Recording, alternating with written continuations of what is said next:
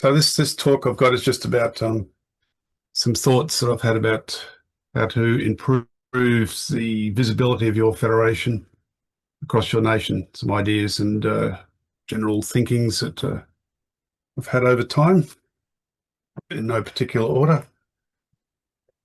So let's see if we can make this work. So what you need to take your federation to the next level, well, for you guys, it'll be to the starting level, which is a good thing. How to get your universities and research organisations wanting to join your federation. And this discussion will focus on activities that can be undertaken to increase awareness and utility of your federation. So things that you need to consider, so basically, what is the current focus of providing your federation to your nation? Excuse me, Terry. Yep. Would you please use the full screen mode? I'll try to. Is it a bit small, is it? Let's see, just stop sharing. So things to consider. What's your focus for providing your federation? Is it to access publisher services or similar type resources that are available to federations that are in EduGain? Is it to support teaching and learning for your students at universities? Is it to support research? And that's one of the focuses that the AAF has. It's its main focus, the Australian Access Federation. Is it to support cross-institutional collaboration, or is it just to support students in their lifestyle or life cycle, things? So we'll have a look at each of these points in turn. And you don't have to be just providing one of these or focus areas, but you can provide multiple of them.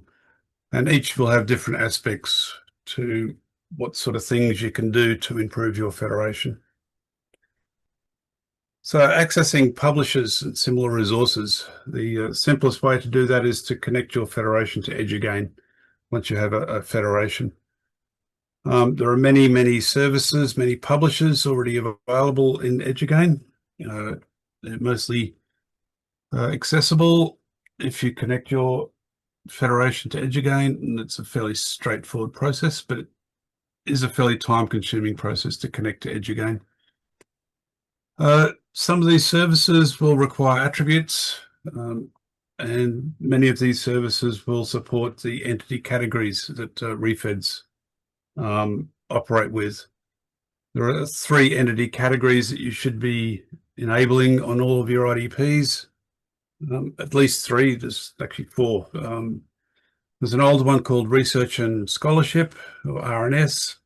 It releases a bunch of attributes to services that are part of that entity category around name, email address, display name, affiliation, etc. Then there's Anonymous, which just says this person belongs to a particular university but gives no real information about the user. There's Pseudo-Anonymous, which is there used for services to remember that the user has visited them before, but doesn't give them any details about the specific user.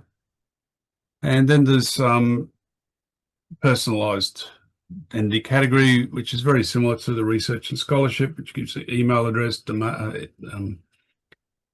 display name, first name, given name, affiliation, and a whole bunch of personal information. And if all of your IDPs and your federation support those 4 entity categories, you'll be a long way, well on the way to making services that or publishers available to your federation members. Some of those publishers, though, don't support or utilize these entity categories. Depends on the federation that's providing these services. And some won't even indicate what attributes they require. So you may need to employ or to enable attribute release for these poorly defined services that are coming from EduGain if your universities want to access those services. So understanding that federations only provide technical connections and does not provide licenses or right to use these services. So EduGain's a method of connection. It's not a licensing thing, and it's not a right to use thing. Each of the organizations will need to negotiate directly with the service providers or publishers to gain access to those publisher resources. But some services don't care, and they'll let anybody access their stuff, assuming they have the right set of attributes. Some services may not be in EduGain. They might be directly deployed in different federations. So your federation could provide a mechanism to connect those federation services up to your members. The whole aim here is to reduce the effort for IDP owners for connecting to publisher services. That's one of the big selling points of being in the federation. There's a minimal amount of effort the actual universities have to do to connect. All they have to do is organize a licensing agreement. But the technical connection stuff should automatically happen once you're part of EduGain. So that's one way of enticing organizations to join your federation. The second one is about supporting teaching and learning, providing services that reduce replication of infrastructure, licensing costs, or centralized technical knowledge, etc. So some of these services, which are running in some of the other federations, like Moodle as a service. I think CIFL, the Malaysian Federation, is operating a Moodle as a service for their federation members. To operate or provide nationwide licensing to services. So if you can organise a license, a nationwide license to things like Zoom or some of the publishers, then that may be of benefit to your organisations that want to join. And there are probably a million other ways that you can support teaching and learning. Again, access to publishers is also supporting teaching and learning. So it's a different way of sort of dressing up what the Federation offers. Supporting research. This is where the AAF and In Common and a few of the bigger federations really try to shine for their members. And the AAF, I know, is trying to do a lot of, or is doing a lot of effort in providing high levels of identity assurance, understanding who their federation members are, who their researchers are, and also working to improve the security of the federation. Because a lot of CIOs and university folk are very concerned about the security impacts of identity. So the REFEDS has the assurance framework, they have the multi-factor authentication profile, and they have certify as 3 standards or specifications that you should be implementing or trying to implement. The assurance framework is about proving the person is who they say they are when they try to log into the Federation. It provides additional attributes or information about the identity proofing activities that occurred when the researcher joined the organisation. It's not in big use at the moment, ramping it up, and I expect we'll start to use the assurance framework in a bigger way this year and into the future. And other federations will also be doing similar. The REFEDS multi-factor authentication profile is a way for a service to signal its intent or its requirement that a user does multi-factor authentication when they log in. And then it puts it back to the university to ensure that that multi-factor authentication occurs within their IDP, and can signal back to the service provider that multi-factor authentication did in fact occur. So the AF has been rolling this out progressively over last year and will continue to do so this year, so that services have that higher level of assurance around the identity of and the credentials that a user used to log in. because we all know that passwords are no longer really secure. So you're really looking for the multi-factor authentication to be available. And certify the security framework, security incident response framework, which came out from, again, ReFEDS some time ago. And this is about how you tell or pass on security related information between different entities and federations within EDUGAIN. So improved assurance and improved security is one of the big key factors for supporting research.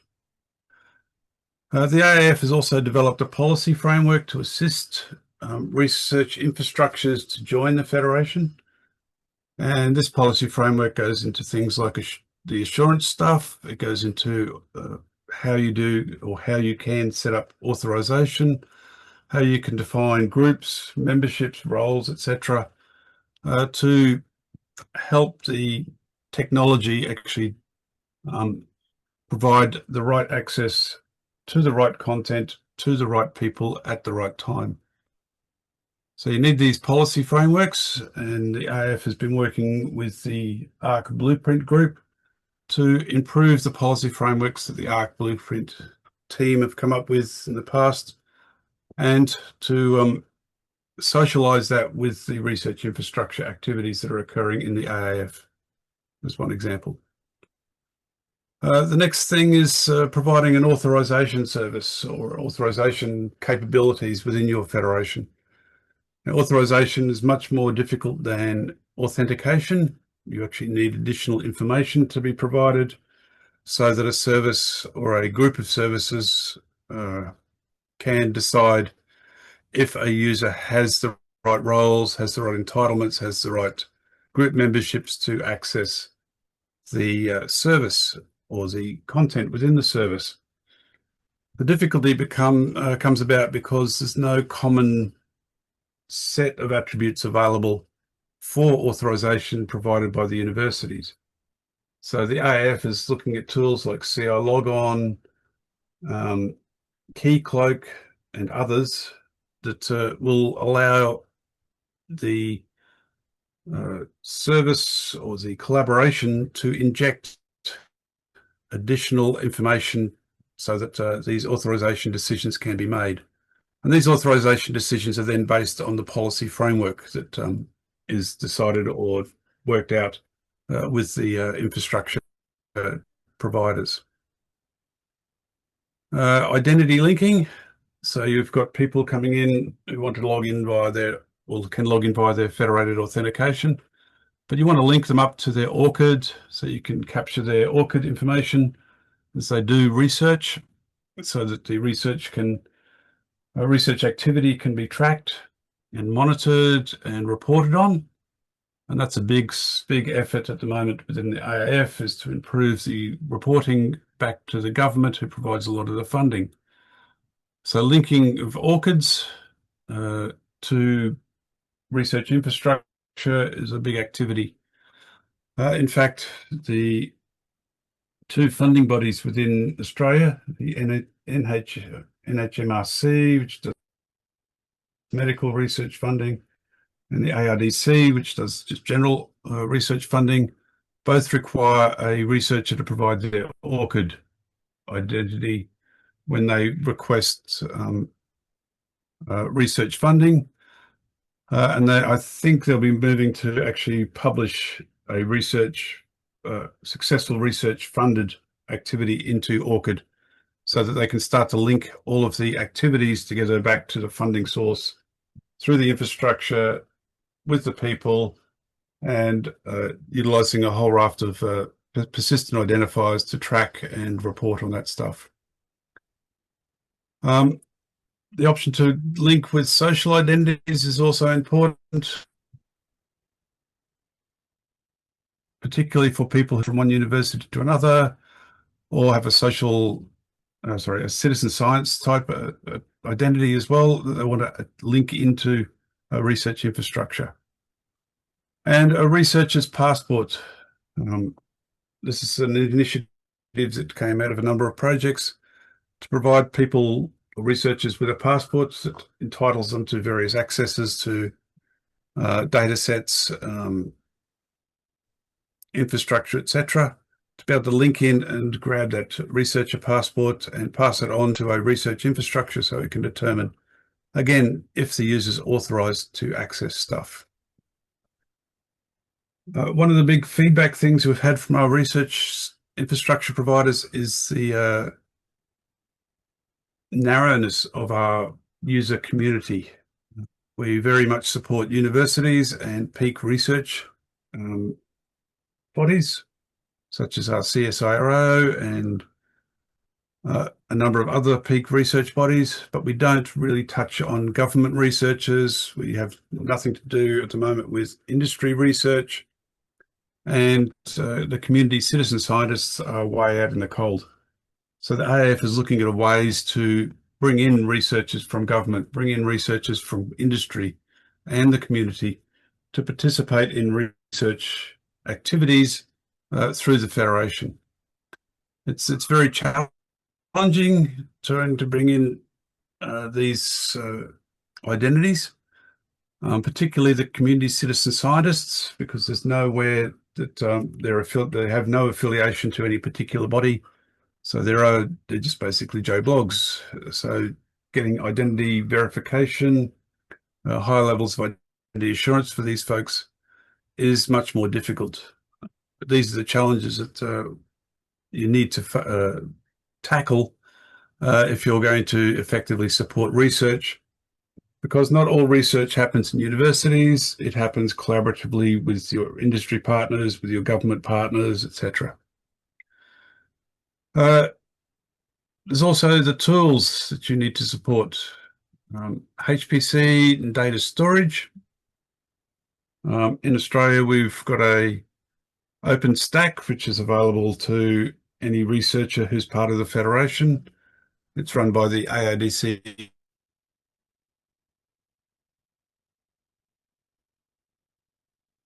Research Cloud, and those capabilities provided by the Federation, such as identity assurance, the multi-factor authentication profiles, and certify to improve the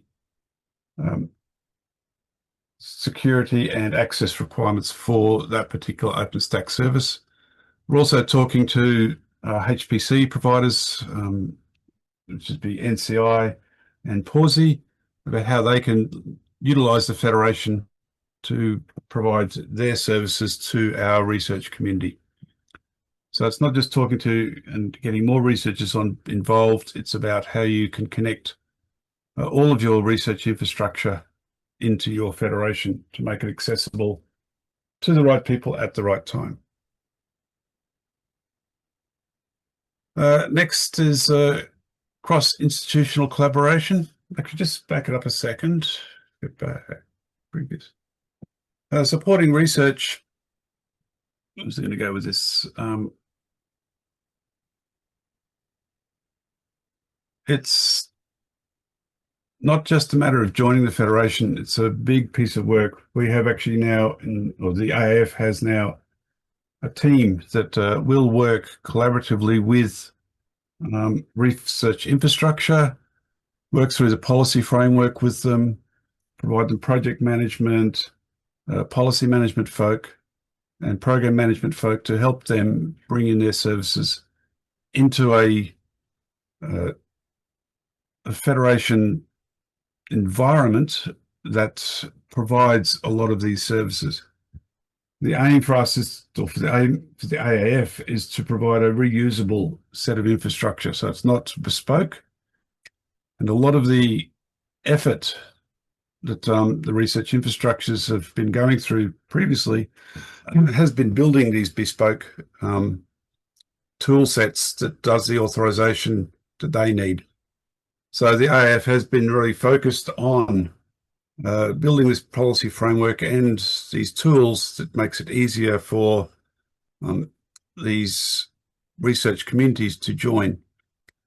They've developed, they've gone through a number of incubators, proof of concepts, and this year and beyond, they're looking at expanding those out and making them available to other research infrastructures.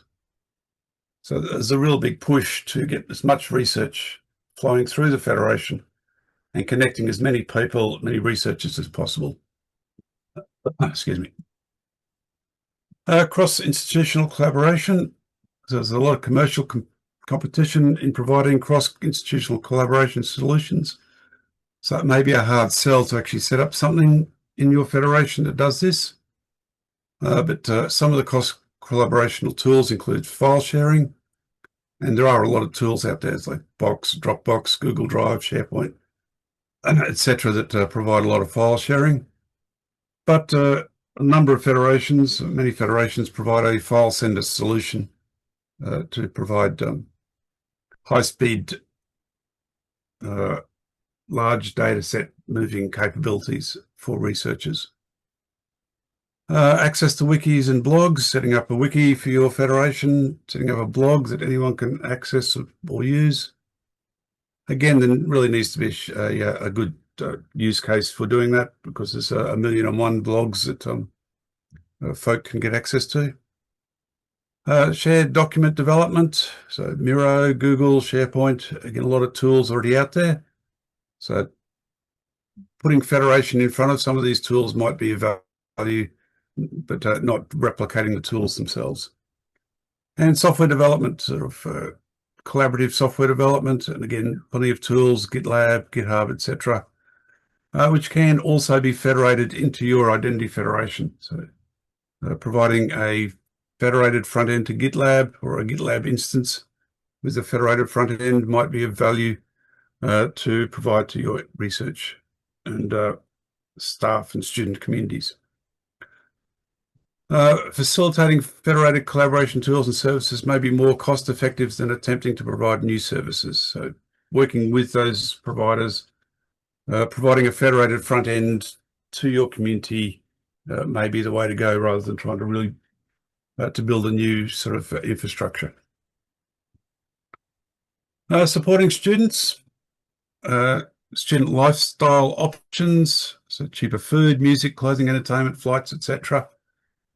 The AAF and the UK Federation provide such a service. So they provide a thing called Verifid, which allows a company to ask a student if they are a student by logging into their federated or into their university through the Federation, and being provided a flag saying, yes, this person who just logged in is a student. Once that verification has occurred, the student can then enjoy the cheaper music, the discounts, etc. There are companies that specialize in providing student discounts, and we work with these companies rather than working with the actual vendors of the food, music, clothing, entertainment, etc. So we have a number of these companies, or the AF has a number of these companies that we have contracts with, and we provide a studentness or staffness value using the EduPerson affiliation. So that's a very simple attribute, which basically says you're a staff person, a student, a faculty person, or an other. And that is then converted into, yes, this is a student, or yes, this is a staff person. That should actually say microcharging per verification. So the AF microcharges the companies for these verification services, which are generally cheaper and faster than other more manual methods that these companies have deployed in the past. A lot of it was around getting an email, them to email their student credentials, or not their credentials, their enrollment information, and verifying that, which could take days and days and costs many dollars. Whereas using the Federation, I think the AF charges about 38 Australian cents per authentication, which is much cheaper than working through a manual process to verify that the person is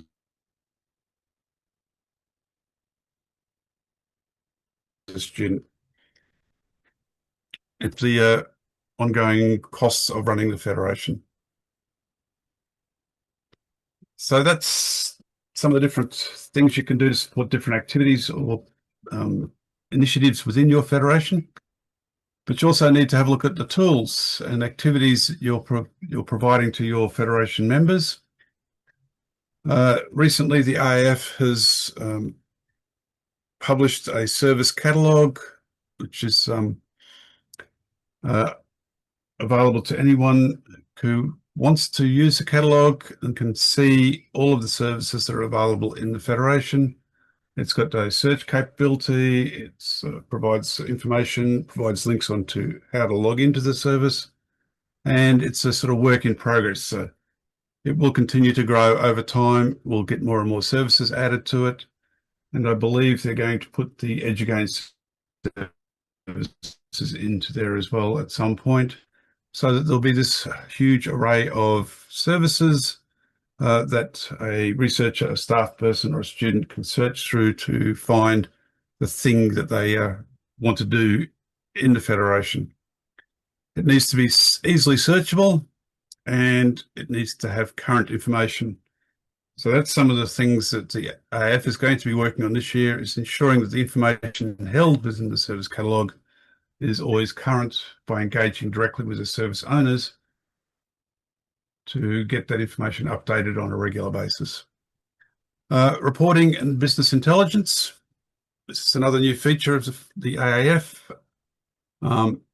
We capture the logs of every authentication event that has occurred,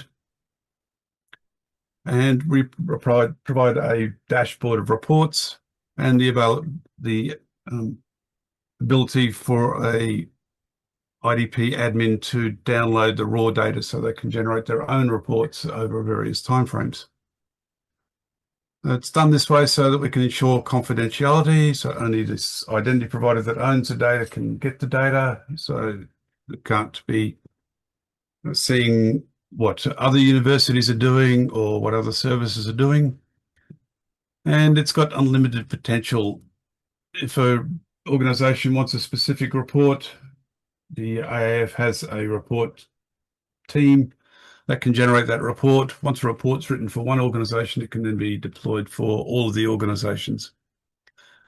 Once you start looking at the reports, you start to think about some opportunities. Some of the business intelligence that comes from these reports can be quite interesting and can help you focus on how to take the next step forward in improving your services. And finally, customer engagement. So knowing your customers and their requirements. So it's an ongoing understanding of the services offered. It's developing solutions in partnerships with your customers, and it's understanding the customer life cycle, so how your customers come and go into your federation.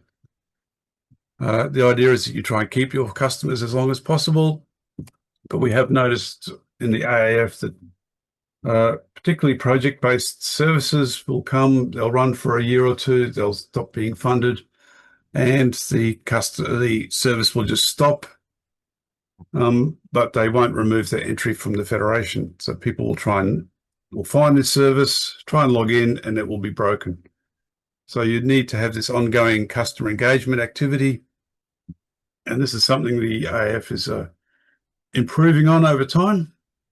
And it should be something that all federations should be doing to ensure that all of the services and all of the identity providers are working, they're accessible, and they continue to be part of the federation and part of the community. And if they choose to leave, or if the funding runs out, then you need to then decommission them or take them out of the federation. So that's some of the tools and federation stuff. And that's where we run out of talk. So that's just some sort of my random thoughts from what we sort of do, or well, I used to do, because I no longer work for the AF. I'm now retired. Hurrah.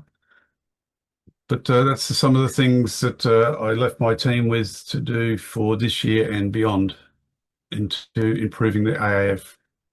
And so if you've got your own federation, you know that in Taiwan, you're about to do your own federation. So what's your particular focus going to be for Taiwan's federation initially? From the beginning, that's the some of the universities. And also the libraries in the universities. So that's the publishers you're after. Yeah, and in beginning we target to on the services that such as file tender, the cloud storage services. Hope to encourage users. Okay, so something like a file sender for file sharing. Yeah, and cloud storage. Oh yeah, cloud storage. Okay, and the other chap in the room, do you want to introduce yourself? Hi, I'm Umar, but I'm just a student. I'm just trying to understand what's the options, what are going on, what's going on. I don't have a specific. Okay.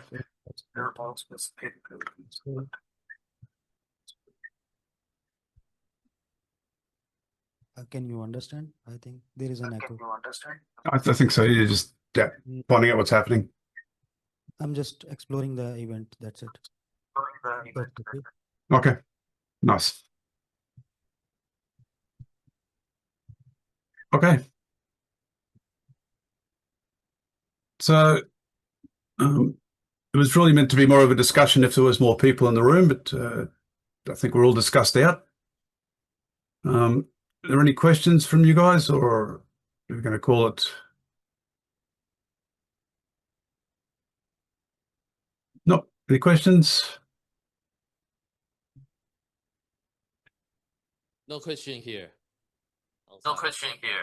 Okay. Well, good luck with getting your federation up and running. Thank you.